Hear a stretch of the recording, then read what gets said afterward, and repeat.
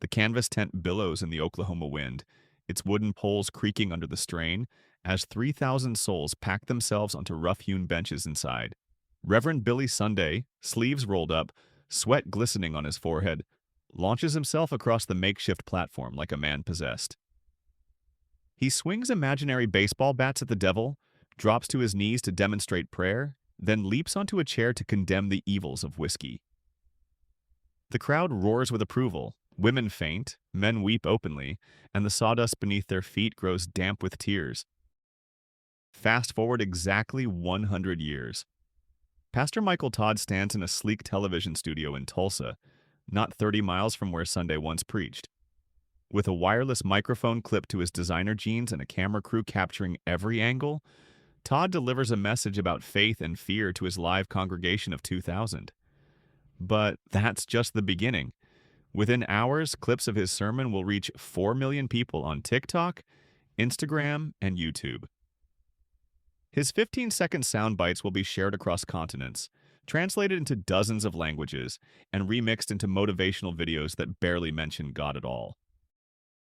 Between these two moments lies the most dramatic transformation in religious communication since Gutenberg invented the printing press. American preaching has evolved from tent revivals to television broadcasts to viral TikTok videos, fundamentally changing not just how spiritual messages are delivered, but what those messages say and who gets to say them. This isn't just a story about technology. It's a story about power, authenticity, and the eternal human hunger for meaning in an increasingly complex world. It's about how the most ancient form of communication, one human being speaking truth to a gathered crowd, has adapted to survive in the age of 15-second attention spans and algorithmic feeds. The journey begins in the autumn of 1734, when a 29-year-old Puritan minister named Jonathan Edwards delivers a sermon that will literally change American history. Standing in his simple wooden pulpit in Northampton, Massachusetts, Edwards preaches "sinners in the hands of an angry God," with such terrifying intensity that members of his congregation begin weeping and crying out for salvation. But here's what makes this moment revolutionary. Edwards isn't just repeating traditional theological doctrine. He's pioneering a new style of preaching that combines rigorous intellectual argument with raw emotional appeal.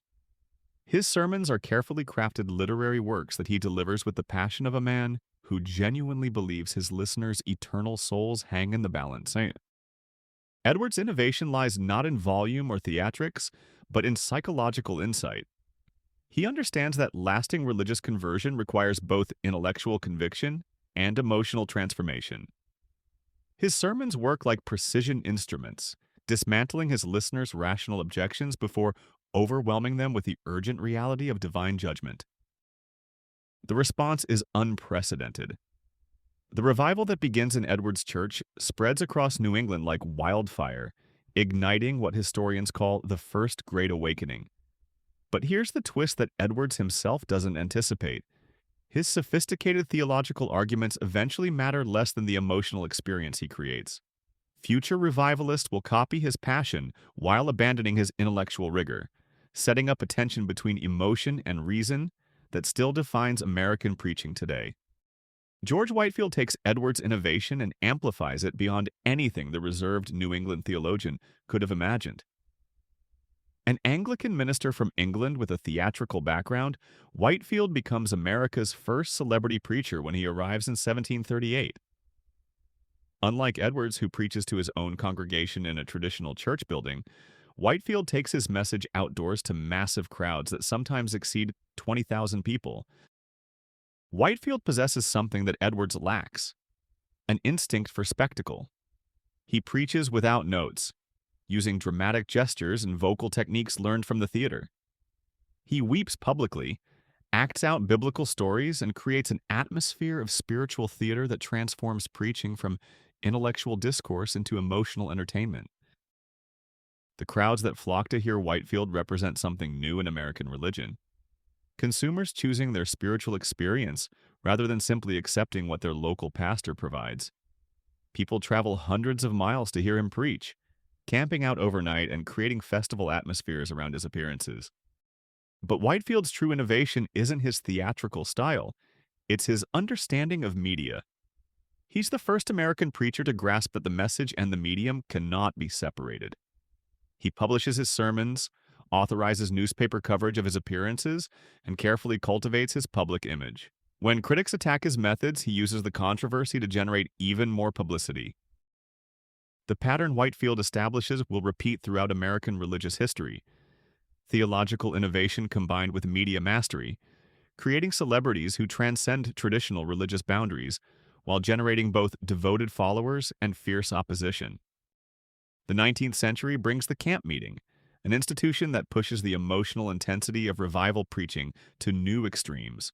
Picture the Cane Ridge revival of 1801 in Kentucky, where 30,000 people gather for 6 days of continuous preaching, singing, and spiritual ecstasy.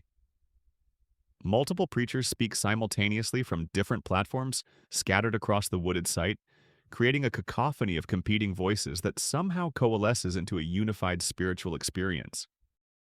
The camp meeting preachers develop techniques that seem almost designed to override rational thought.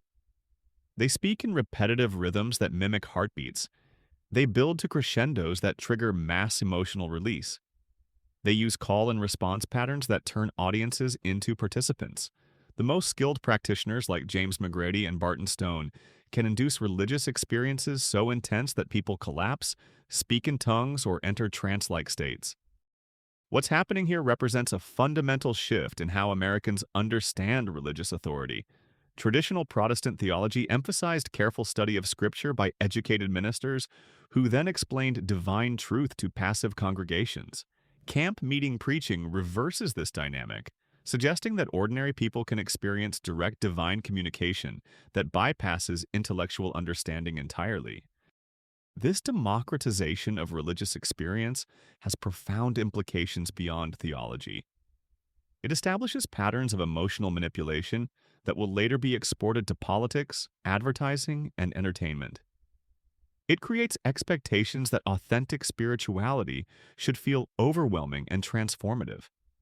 And it demonstrates that religious authority can be claimed by anyone capable of moving a crowd, regardless of formal education or institutional credentials.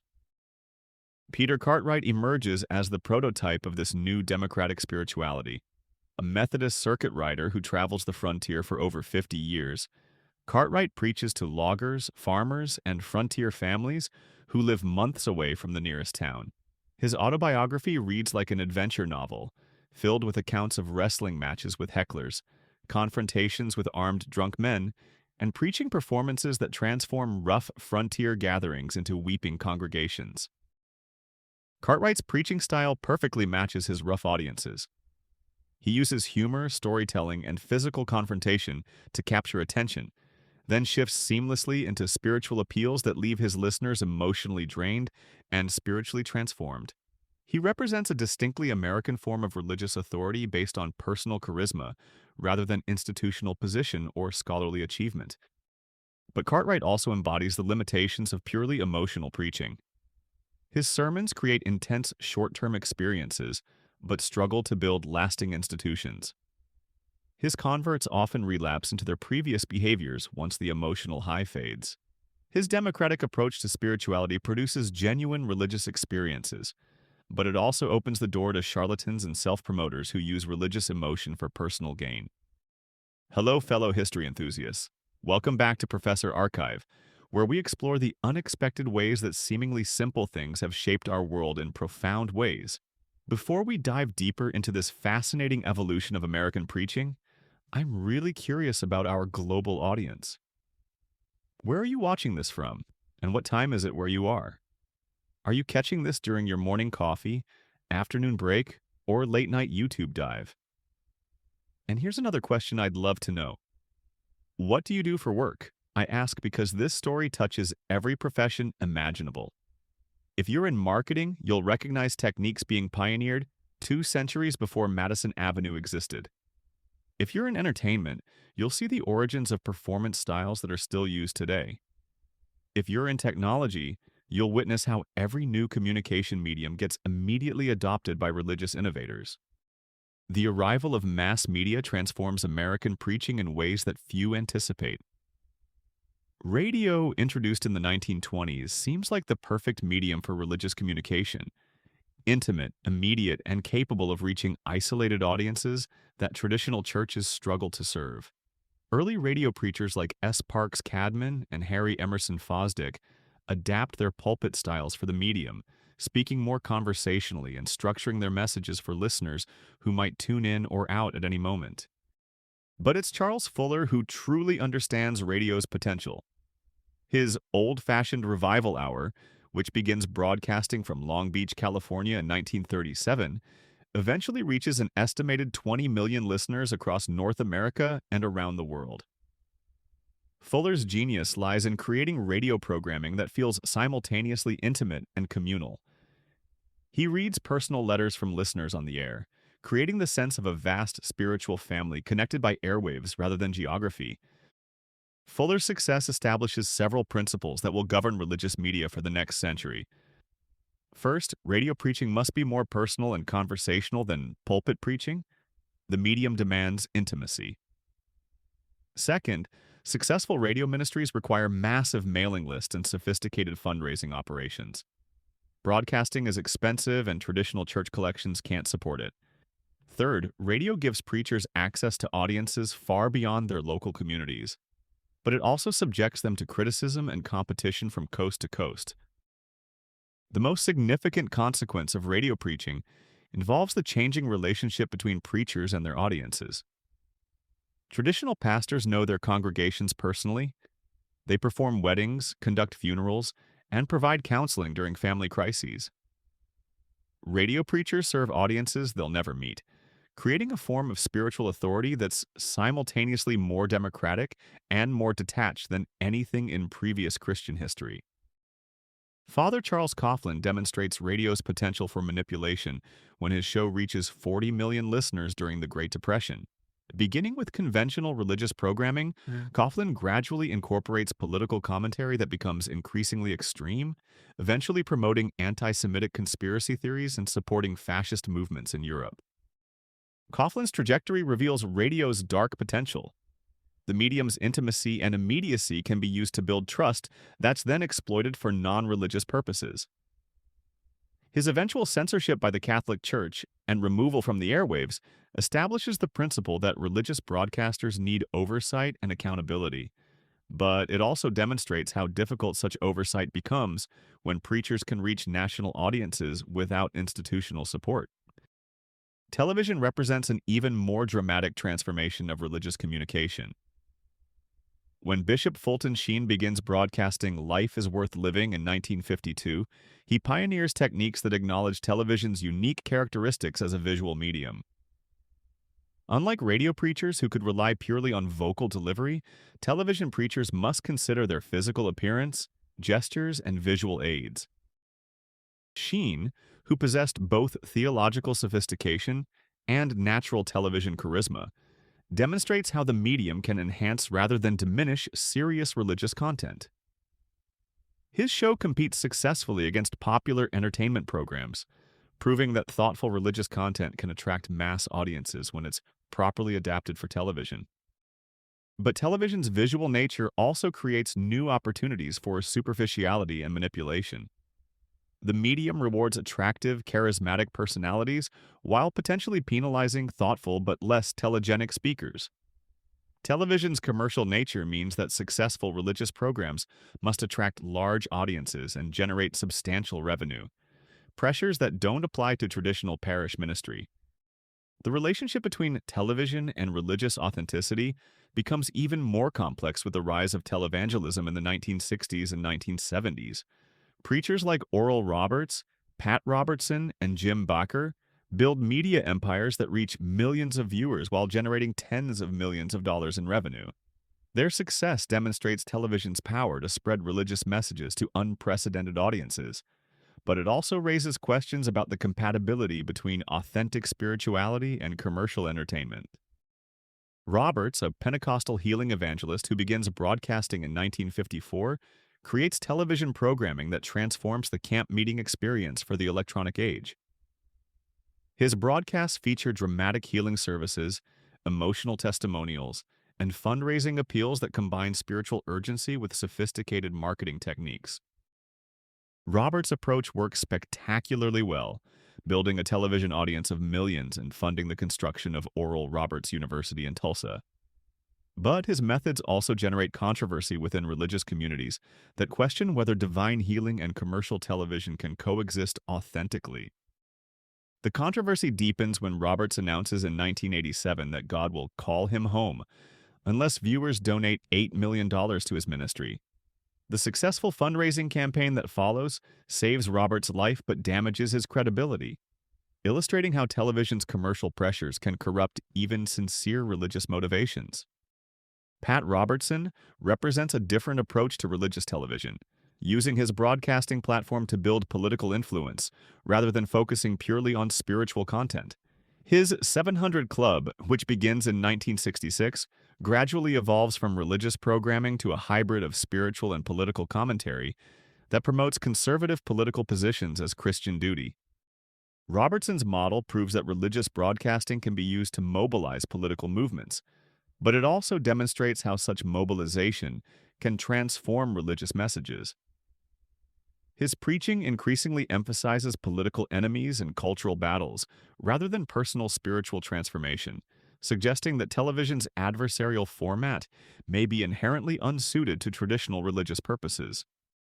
The scandals that rock televangelism in the late 1980s, including Jim Bakker's financial crimes and Jimmy Swaggart's sexual misconduct, reveal the dangers of combining religious authority with media celebrity and commercial success.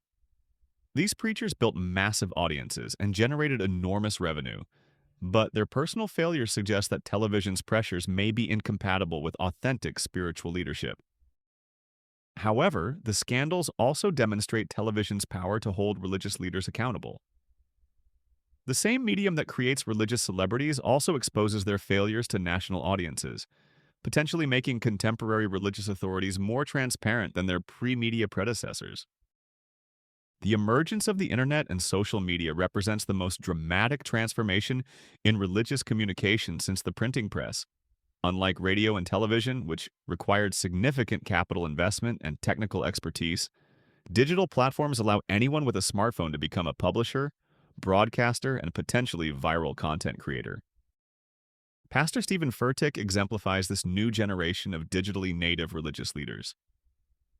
His sermons at Elevation Church in Charlotte are specifically designed for online sharing, with carefully crafted sound bites, visually striking staging, and messages that work equally well as 15-second Instagram clips or hour-long YouTube videos. Furtick's approach represents a fundamental shift in how religious content is created. Traditional sermon preparation focused on developing coherent, theological arguments for gathered congregations.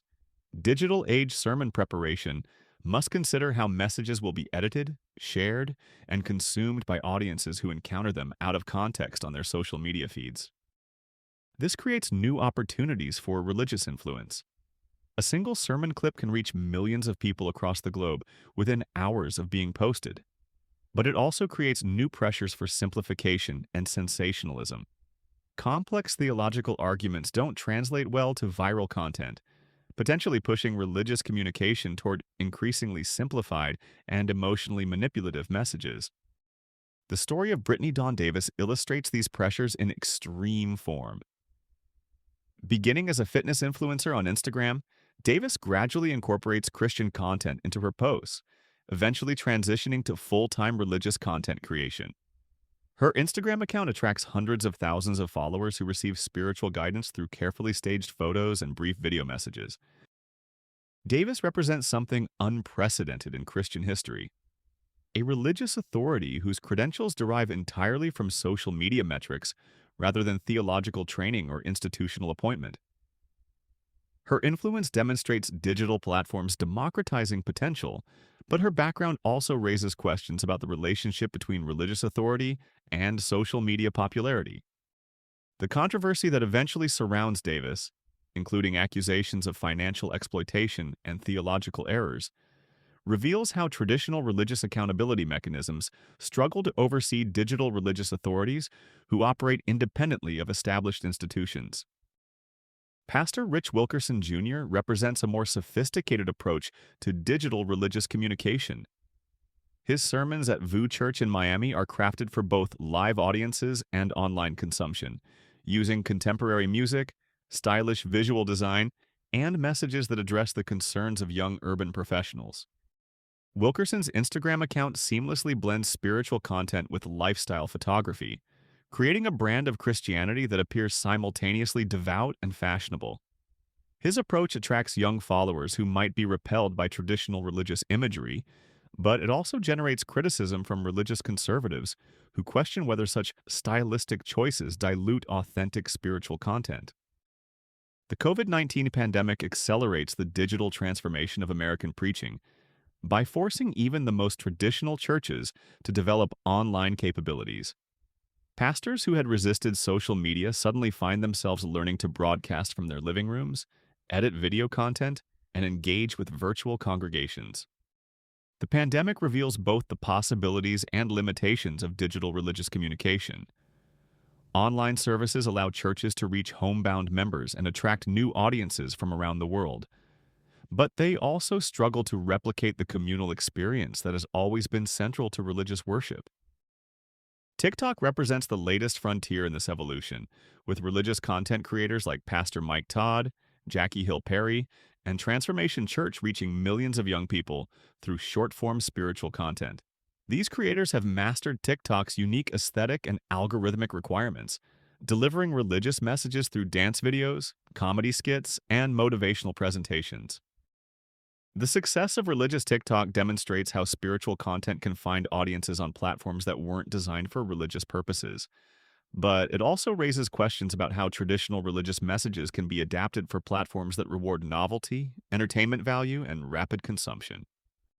Consider the approach of B.R. Knorr, whose TikTok account, The Burr Knorr, has attracted over 1 million followers through videos that combine biblical interpretation with contemporary humor and social commentary. His content works within TikTok's constraints while maintaining theological substance, suggesting that digital platforms can enhance rather than diminish serious religious communication when used skillfully. But the platform's algorithm also creates pressures that traditional religious authorities never faced. TikTok rewards content that generates engagement, regardless of its spiritual or theological value. This can push religious creators toward increasingly sensational or controversial positions in order to maintain their audience's attention. The story of Pastor John Gray illustrates these complexities. His emotional preaching style and personal transparency have made him a social media sensation, with sermon clips regularly going viral on multiple platforms. But the same transparency that builds his online audience also exposes him to public scrutiny when his personal life doesn't match his public message.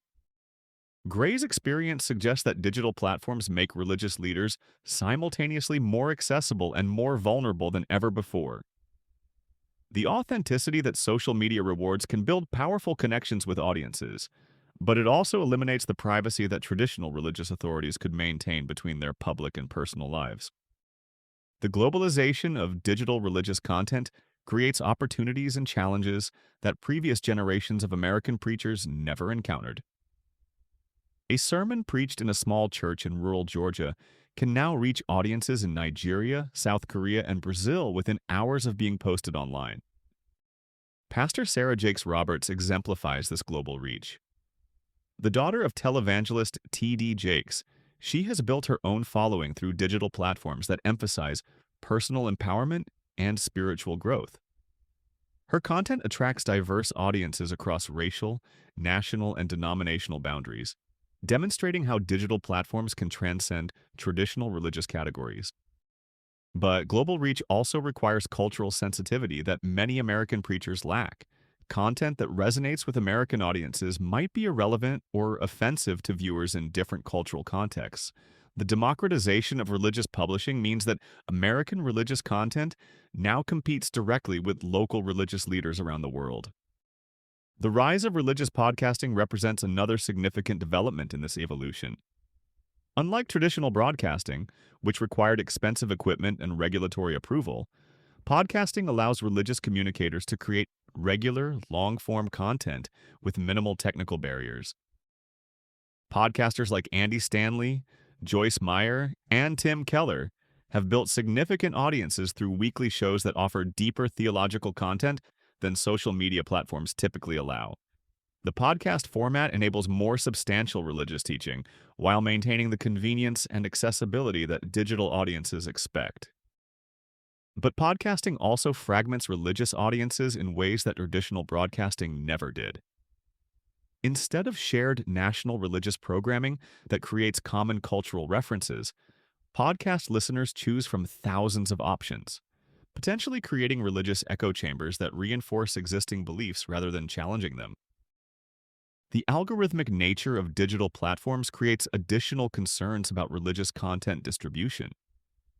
Social media algorithms prioritize content that generates engagement, which often means controversial, emotional, or sensational material receives wider distribution than thoughtful, nuanced religious teaching. This creates incentives for religious content creators to emphasize conflict, crisis, and emotional manipulation, rather than spiritual growth, theological education, or community building. The same algorithmic forces that make viral religious content possible also potentially corrupt the religious messages themselves. The phenomenon of prosperity gospel preaching has been particularly successful in adapting to digital platforms. Preachers like Joel Osteen, Creflo Dollar, and Kenneth Copeland use social media to promote messages about financial success, positive thinking, and divine blessing that translate easily into shareable content.